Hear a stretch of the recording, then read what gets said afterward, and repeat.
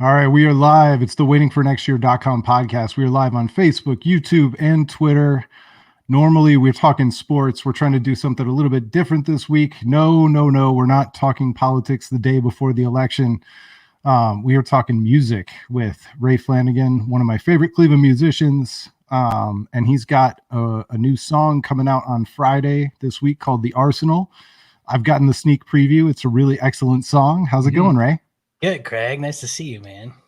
Yeah, you too. It's been a while, as is with 2020. It's been a while since any of us have seen each other. Before we get to the song, and I want to talk to you about it because I've heard it, and I think it's kind of different and interesting compared to some of the other stuff you've put out.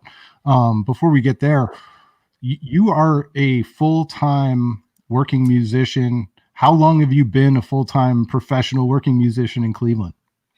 I quit my warehouse job in the spring of 2016. So whatever that makes it, almost 4 years or something like that. Is that gonna be 5 next year? I guess. Yeah. And so what has 2020 been like for you? You know, if and I'm sure it's been a total pain in the butt in a lot of ways. But I'm just interested in your perspective. If you could kind of go back in time and, once the gigs started getting canceled and for justified reasons and everything else, I mean, the uncertainty for everybody has been crazy, and for you in particular, it had to be especially painful. Yeah, I'm real glad that I don't got kids or anything right at this point in time. Because for me, I feel like it's been an easy year, just a very strange year. The community has really stepped up and helped a lot of us out through different ways. I mean, the amount of donations that we've got from, I mean, I'm speaking for myself, but also I know friends of mine that have been kept afloat by the community during this time, and I don't know, when I heard that Mike DeWine was like, oh, somebody's like, oh, he's going to close down bars and restaurant. I was like, there's no way. Like, this is America. We're not going to close down bars and restaurants.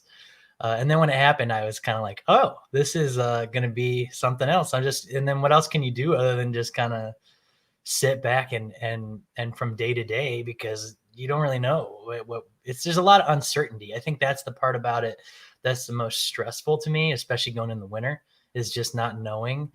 But I also never really, I just don't worry about money that much. I just kind of like, I always figure like you're gonna, if I'm putting stuff out there, like it's gonna come back in some way. I'm not motivated by it, I guess, is more why I'm more have a sense of humor about what's going on in terms of my life. I feel a lot worse for a lot of people that have a bunch of employees and things like that to deal with and other expenses. For me, I just got to make sure I can pay my rent and make my car payment, which is, could end up being a challenge here, January, February, whatever. But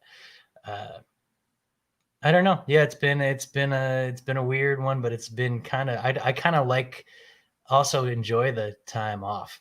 I'm kind of it's given me a chance to there's a blessing in all of it, that I get to kind of maybe think about what square one is and what I really want to do, instead of just hounding away doing 10 gigs a week, whatever, in bars and restaurants where, I'm making a living, but it's not necessarily based in my art.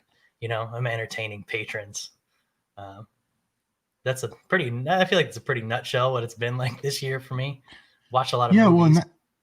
and that's an interesting thing, I think, for a lot of people. I've got, between you and some other friends of mine, I feel like I get a glimpse into the life of a working musician in Cleveland. Mm-hmm. But I think there are a lot of people who didn't realize that you could be a full-time professional musician in Cleveland. And I think in addition to the support of the community, one of the things that's been really heartening for me to see, and I can't speak to it directly, but Mm-hmm. like a lot of those organizations that had music in the budget, if they could keep it in and turn it into a live stream, they were trying to do that to keep the gigs that they could keep.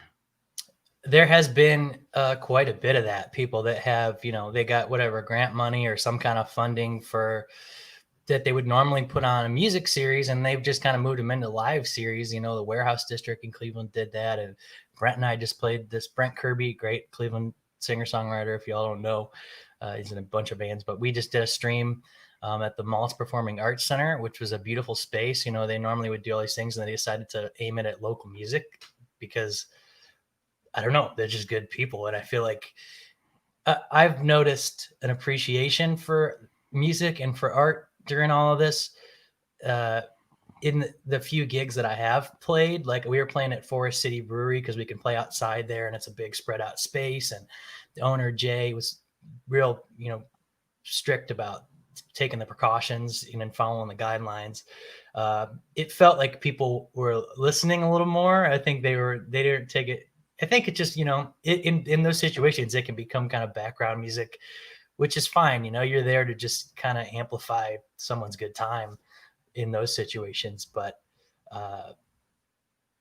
yeah, I don't know. There has been everybody's just trying to find their makeshift ways to get through it from week to week, and nobody really. It's just funny, you know, the people that have small businesses and are entrepreneurs and independent people. Those are the people that you want that freedom to run your own life. You also have to. It's a harder work, you know. It's harder work than just like, not to take anything away from anybody, but it's just there's more uncertainty than just having a W-2, you know, at a 9 to 5.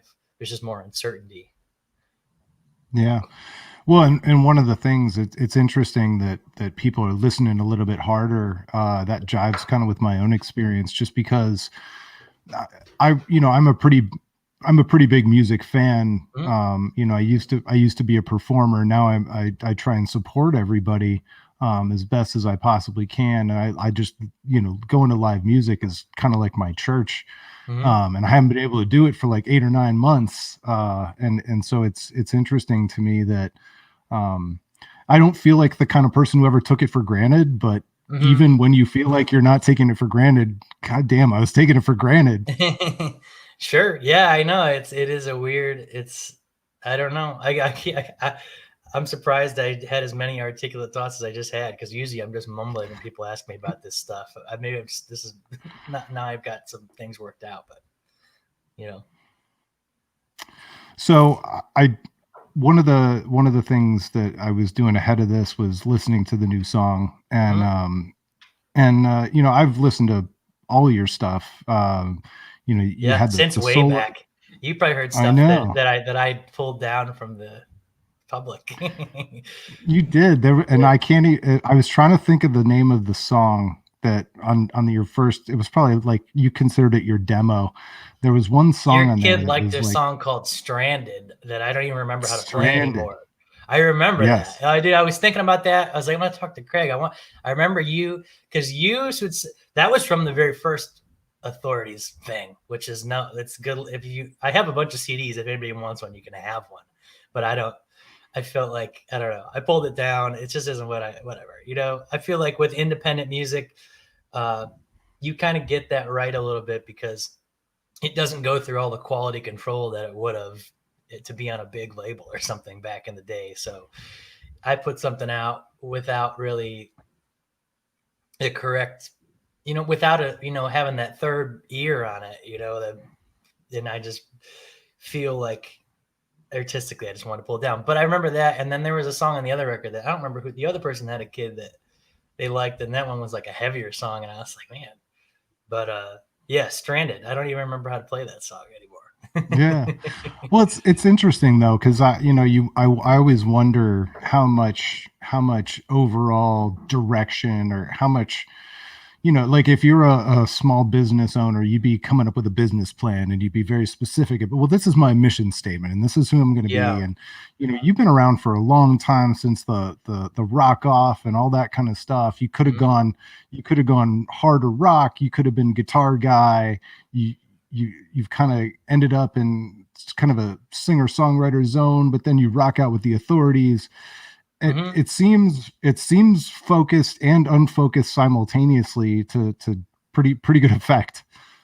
I mean, I feel like that's a pretty succinct way to look at it, focused and unfocused at the I same probably time. thought about you more than you've thought about you. Yeah, I don't think about anything other than artistic direction. So in terms of like, you watch me do these different things and I just play whatever I feel like playing at any given time. And if, sometimes I'm working more with an acoustic guitar, and then sometimes I'm, Eddie Van Halen died, and I've been playing my I've been playing my Jackson Randy Rhodes. Like that's what's been making me happy in October. I just been kind of going over his life and his accomplishments and what he means to me and everything. And uh, so I don't know. I don't really know. I don't really think about. There's a focus in terms of if I have an idea or I'm hearing something, I just know I try to do what I have to do to get to as close to what I'm hearing in my head. But other than that, I don't think about it in terms of the arc of a career or what's the next move or what's the next.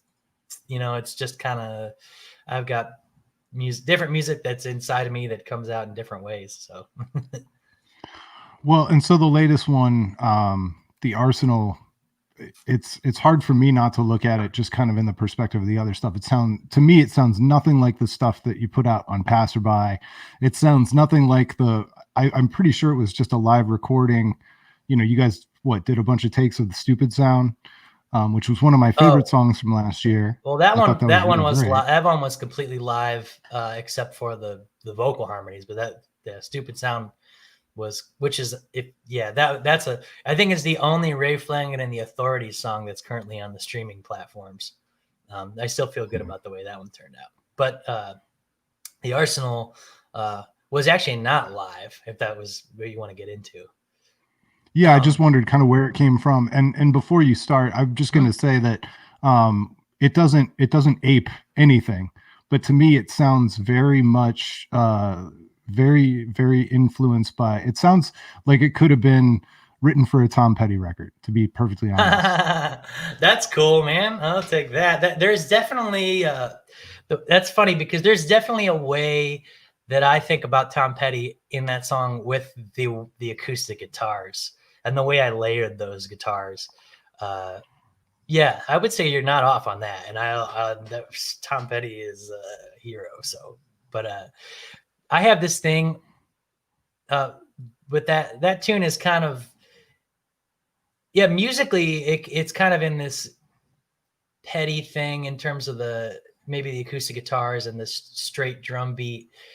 But then it's also kind of, I've got this thing where I'm constantly trying to get closer and closer to putting together sort of the what I know about metal guitar playing and music, which is a lot, and trying to get those things to coexist with like Tom Petty, Bruce Springsteen, Neil Young songwriting type stuff. So I would say lyrically, it's actually more from like a Rob Halford type place, like Judas Priest always has those songs like Dissident Aggressor and Exciter and Jawbreaker, and there are all these things. And I saw like the Arsenal, like the Sentinel, whatever. So I think it's kind of lyrically, I feel like I have a knack for more like that kind of like image laden poetry than I do to be as straightforward as like a Tom Petty or something. Well, and rhythmically, I think it's more complex too. Yeah, it's kind of got some weird, almost proggy elements to it, but I don't know. And the song, I don't know what it's inspired by. I don't like even really want to get into that because it's probably inspired by some things I saw in the news, but I wouldn't call it a political song. It's just like some things that I felt, after some stuff that was going on.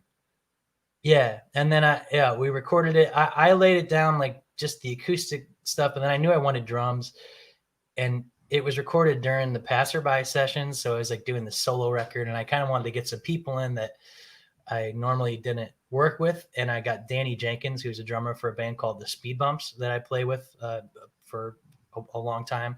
But Danny's amazing, and he came in and just knocked it out, and then my buddy Dave Shaw, who normally plays guitar, played bass on it. And he also, recently, now that I've was digging through stuff and found this song from a couple of years ago, I added some guitars to it. And then I had Dave mix it, and we added some backing vocals on it. Originally, it was recorded, the main bed track of everything was recorded by Jim Stewart, the great Jim Stewart, the Red Wizard of Cleveland. Yeah, well, and that the passerby session just, kind of felt like a page out of your notebook. And Hmm. it was cool. I'm not saying it was like unfinished or unworthy. It's just that's what it was to me. Hmm. And it was a cool look into, well, this is a phase in the process where, you know, the, this is a phase in the process before it Yeah. goes to a full band or it becomes something else, or you put 17 layers on top of it. Yeah, I didn't labor any over any of that stuff. It was really that's a pretty good. It was kind of like my notebook, like especially like I like the way that record turned out because I set parameters on it because I had a budget and I also was like, you get in over your head, and then if you start adding too much stuff, you got to spend more money in order to complete it. Really, if you want people to come in on it, because I can only play guitar. It's not like I could play drums on the stuff or whatever. So I set parameters like this is going to be as much of my voice and guitar as possible. And I recorded a lot of those songs. I think I recorded something like 15 songs for Passerby, and then there's 7 that ended up making it that made sense together. Uh, they they were all ones that ended up being kind of more just me and guitar with some other elements floating around and adding different colors to that central thing of me and my guitar and my voice. And it they were all kind of recorded pretty close to right when they were written. So now I'm like there's a song Lord's Day Blues on there, which I still play. And I listen to it. I'm like, well, I play it a little different and I think a lot better now. But I'm glad that it got captured in its infancy because then that's if you don't record them sometimes right when you write them, that's how you end up with it sitting around. And then it's just like I've got probably 50 songs that I may never come out because I don't know if it would take so much effort to get back in the headspace to record them. You become a different person. No, that's a really interesting way to put it, especially because, in your typical lifestyle, you write this song and you may record the demo, and then you could be playing 12 gigs in a week where you might be goofing off with it and tweaking it, and Right. who maybe somebody makes a noise at the bar when you're playing it at like this one time, and then you make some kind of an adjustment, and then something sticks. And it's almost like a stand-up comedian. you know Usually when I thought of musicians growing up, it was like, all right, well, you work it out in the basement or the garage or the studio or wherever it is, and then you take it out live. But guys like Brent Kirby, who are playing 10, 12, 14 times a week, however Mhm. many it is in a typical week when things are normal, like that gives you a chance to let these things live and breathe and become something over the course of a couple weeks. Yeah, I mean, the one thing about about being a gigging musician and someone who doesn't really tour, like I've played out of town a tiny little bit by myself, and then I've done some touring as a guitar player for other people. But yeah, the gigging thing does help you get to work stuff out and realize what's going to work in certain situations and what's not. But also doing the kind of gigs that we do is not a true representation of what it is if you got an audience that heard the song and likes the song. Because for instance, in the case of Passerby, like a lot of it, it's kind of like in a quieter, a little bit darker place. And I Mhm. pretty much don't play any of those songs. Like if I'm playing at the Treehouse in Tremont or whatever, like I don't. If I'm playing at some bar, I don't really because I know what works in those situations. Uh, and you do it is playing in a bar is a little more like being a stand-up comedian because you kind of gotta you gotta cater you don't gotta cater but you gotta I don't know. It's not, I don't know because comedy's different because you have to get a reaction out of people. You have to get them to laugh. Like I never think it's good when people are clapping at a comedy show. It's it's supposed to be involuntary. Uh, yeah, I don't know. Yeah, it's two different worlds. That's kind of what I'm saying about rethinking a lot of what I'm doing. Like I love playing gigs and it's fun, but like I also think I want to start to focus I just, it just happened. It just snowballed. All of a sudden, I was just saying yes to all these things, and then I turn around and all of a sudden I got all these gigs, and I'm just playing all these, and it's cool, and I like it, but um, I really think in the next year I'm going to think about ways to focus more on my art, even though I am not someone that likes to wear a lot of hats. Like I'm not gonna want to be. I don't want to be my own booking agent, my own manager, my own stylist, and whatever. Maybe my own stylist because I don't want nobody to tell me what to wear. But yeah. That's another thing. That's something that I've talked a lot about with our mutual friend Jason Myers, and I've probably talked to Brent about it over the years too. Like the boot camp, when I played in bands, one of the things that we always focused on was like being the band that was prepared and there on time with working equipment and everything else. And like, Yeah. did that always come natural to you to I mean, you started so young, like obviously wanted to do this with the rock off and everything else, like being a professional and being like, you wouldn't have all those gigs, you wouldn't be able to do what you do in a normal time if you weren't trustworthy, if bar owners and gig bookers couldn't count on you. Like, did Sure. that come natural toward you, or did you learn some hard lessons about being responsible? Oh, I mean, I'm still learning hard lessons about being responsible, but well, I mean, Brent is a very important person in my life. I think he was like the first person. I started coming to Cleveland, and I never thought that you could be a full-time musician. You grow up, and I grew up in Medina, and it's just kind of a rural little country town, whatever. Um, when you talk about playing music, and even when people talk to you and you figure out your ways to handle the way what people really mean when they say something to you, but it's like somebody will come up to you and be like, so are you like trying to make it, like you trying to like get big or whatever. It's like, yeah, well, it's not that cut and dry. There are people on It should every be like, level. yes, I'm trying to be the next Train. Are you saying that because you know that I opened for Train, or are you saying that I, I may have known that you opened for Train, but those okay. those guys can sell out any room in America. So Oh there's yeah. something to be said for that. And for the record, they're all like super nice. That dude Pat And he's a Monahan, killer singer. He's a he killer singer. yeah, they did this weird thing. You ever seen that thing where they made Led Zeppelin 2 over again? Because when Yep. it was like I don't remember, it was the sound went out at Blossom or something, and so they booked a makeup show because the sound went on the lawn, and they booked it at Nautica on a night off. And then I got a call from somebody in town that I knew that whatever. But Which, to their credit, they totally do not have to do. That was a it stand-up move. and it was like everybody at the Nautica, from security guards up to the people in the office, all had nothing but good things to say. Like they love when Train comes in because they treat everybody well. And yeah, I remember that dude Pat, and one of their auxiliary guitar player guy. He's from North Olmsted or something like that. He was super cool. But Well, Pat's from Erie or something. oh, is he? Because he was like Yeah. on a treadmill. He had a treadmill backstage that must have been on his rider, and he's running.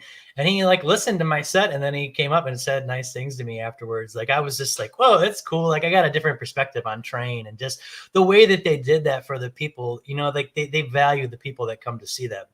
But it was weird because they were in their sound check. They were playing all Led Zeppelin songs, and I was like, "What is happening?" Like Train is doing, and it was great. I thought it was weird that they did that record, but I heard they did it for charity, so whatever. But Well, and he did for like one of Howard Stern's birthday parties. He went on there mm, and sang all the Led Zeppelin songs because, as a vocalist, I mean, you can't get much higher than singing Led Zeppelin. And right. so, if you can, you feel like you're robbing the world if you don't.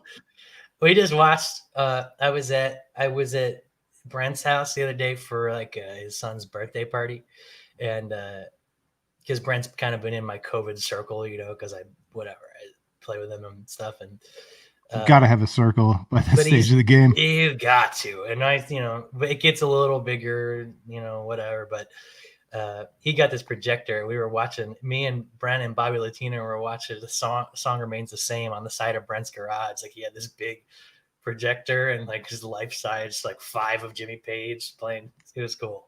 But Oh, that's awesome. no, but what the how we got on this tangent is just that I didn't to back it way up. There's all these levels of people in the industry, you know, that and there's so many people that are doing very important things that worked on records that you love and all do all kinds of things that whose names you don't know. You know, the people whose names you know are kind of few and far between, but it's an entire huge industry of people that work for a living. And I think for me, learning how to be I don't know how to conduct yourself and how to treat people. I think I've just been around other great. There's already Cleveland's a great city to work as a musician. You know, there's all kinds of places to play. There's not really a music industry here, so there is a ceiling in terms of like how far you can go within the local scene. But if you just want to work, I mean, it's awesome. And there's so many. Michael Bay, a great blues guitar player here in Cleveland, is a big early mentor for me, and then Brent and Becky Boyd, who I love to go see, and she's just like amazing. And Roger Hoover is another person that I learned a lot of stuff from, and Eric Uricki from the Speed Bumps. You know, there's all kinds of people here in town that I think kind of like guided me and towards like what to do and what not to do. And then, I mean, there's plenty of that I have to figure out on my own, but I don't, yeah, I think I have a tendency to gravitate towards people who are older than me. So I kind of just I don't know. I try to be a very observant person and watch people make mistakes so I don't have to make them. Yeah, and one of the cool things, and I got to give a lot of credit to Brent and kind of you and some of the other people. You know, in the late '90s and early 2000s, it still felt kind of competitive. And Mm-hmm. one of the really great things that's been happening in the Cleveland music scene over the last 15 to 20 years. It's hard to believe that it's been that long, but it has been that long. 15 to 20 years of like not being real precious and bands Mm-hmm. playing together and everybody kind of rooting for each other and working together. And that, I mean, that's a whole lot more productive than the alternative, which is kind of where Cleveland came from. There's a lot of metal and competition and who could sell the most tickets to get on which slot at Peabody's, that kind Right. of a thing. I think that part of it comes from at least in the 90s, early 2000s. It's part of a trade off where bands were still trying to shop labels and trying to get signed, and that was the music industry was still kind of a functioning organism in terms of the way that it worked. If you got signed on a label, now you get signed on a label, it's like they basically whatever, they'll help you book a tour and they'll print your merch or whatever, but it's not, labels are independent now too, and they don't really have the money that they used to have. So I think there was probably more competition because the stakes were higher back then, for where your band could go and the opportunities your band could have. Now it's kind of like you got to do it all on your own and build everything all on your own, which is a greater freedom, but it's a little more challenging. And I think in any local level, no matter what scene you're in, uh, it only helps the whole scene for everybody to kind of lift everybody else up. Well, that's really, it's great. It seems like a transition, at least from my viewpoint, and I think it's Mm-hmm. healthy. It's been nice to see, you talked about how the community's been helping musicians during this really crazy time. Mm-hmm. I've seen nonprofits pop up out of nowhere. I've seen people rallying around the Save Our Stages thing because a lot of the owners, I'm wearing my Grog Shop T-shirt tonight. The Mm-hmm. Beachland, like countless other clubs, are just starving, and these are small time business owners with leases and rents and employees and all kinds of pressures. um, but it even with all the pain and even with all the uncertainty, it's been pretty heartening to see everybody try and stick together and try and lift each other up. Yeah, I feel the same way. I can't, like, Cindy at the Beachland, to have the Beachland and then also, have Cleveland Rocks, past, present, future, her nonprofit that's been given um, money that I know has helped people pay rent and stuff. during all this time. I don't. I mean, Cindy is a superhero, you know. But there's all kinds of stuff popping up. Yeah, you're right. I've seen things pop. Like, whoa, like, and it's been a reality check. Like, oh, there is value to this. Like, it's not you just shouting into the void saying, "Pay attention to me." You know, it's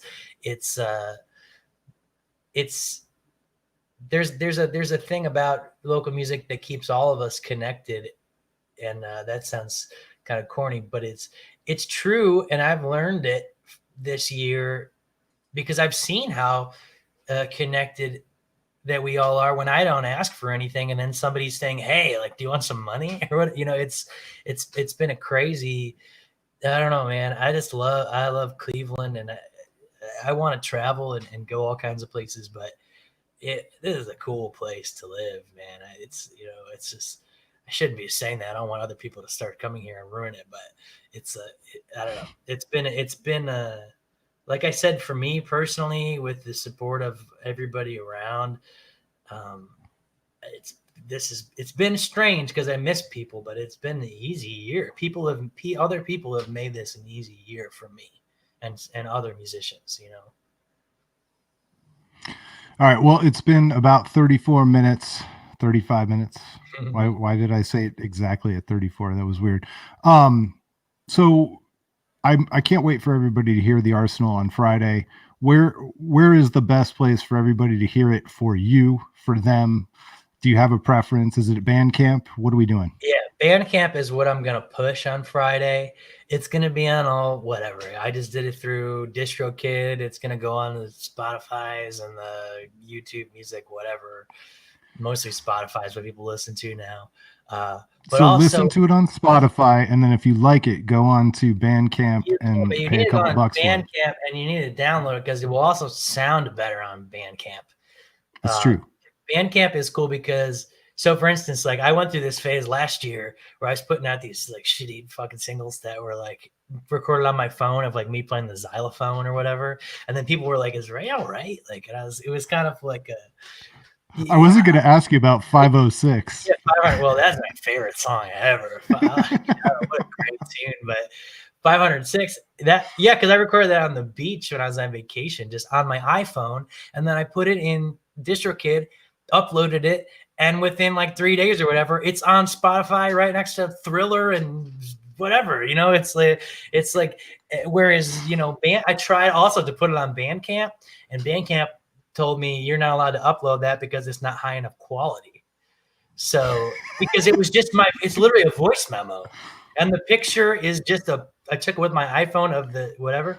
So you put it in Audacity, convert it. I didn't even do that. My point in putting that song out as a single was that Spotify is it's the Wild West in terms of quality. They don't care. You can upload a voice memo from your phone, and then they just whatever limiters and stuff they throw on everything. But anyways. Oh, so I wasn't going to go down this road, but now I have to tell you the story. I can't remember which band did this, but they got together with their fans. They released an album of 10 songs that was like all silence, 3 minutes of silence per track. And they were like, would you guys all play this on repeat while you're sleeping? Was it? Yeah, it probably was. I think it was them because they get a huge following. But yeah, they did it, and then they just had it. And then didn't Spotify put something in place to stop that or something, like because they were just like, okay, to play it on a loop, like, which is like whatever. That's take advantage of it. I mean, they're screwing people like real bad, but they're also not, because anybody can post anything on there. So yeah, if I get whatever 0.2 cents from 506. Now the platform is such, it's just like Facebook, like my shitty uncle or whatever has an opinion. He could post it on Facebook. It has just as much value as the president's opinion. And then same with Spotify. Like apparently 506 is the same value as like James Taylor's catalog or whatever. You know, it's on there on the same platform. So I'm going to put it on the same playlist with my favorite Katy Perry songs. Yeah, it's right up there. You know, it's right on the same. They're both on Spotify. So. But anyways, the Arsenal, the song that's coming out, Bandcamp, because also it's whatever, it's up there. It'll be $1 or pay what you want. I'll always accept whatever. But but Bandcamp has quality control, so you could download the WAV file, which is the same file that I get sent from the person that mastered it. Adam Boos at Cauliflower Audio mastered it. Awesome. He masters all my stuff recently. He does a great job. But yeah, Bandcamp will be the place. But then you can stream it, whatever. But Bandcamp will be the place to look for it, and I'll post those links and whatever. Yeah, and we will share them as well. Thanks so much, Ray. This was a blast. It was good to see you. I'm glad that you're doing as well as you're doing. And here's to real live gigs and getting together in real live person sometime in 2021. Yeah, man. Cheers. Thank you so much, Craig. Thanks. Have a good one. Later. All right. Thanks so much for watching, everybody. It's been the waitingfornextyear.com podcast.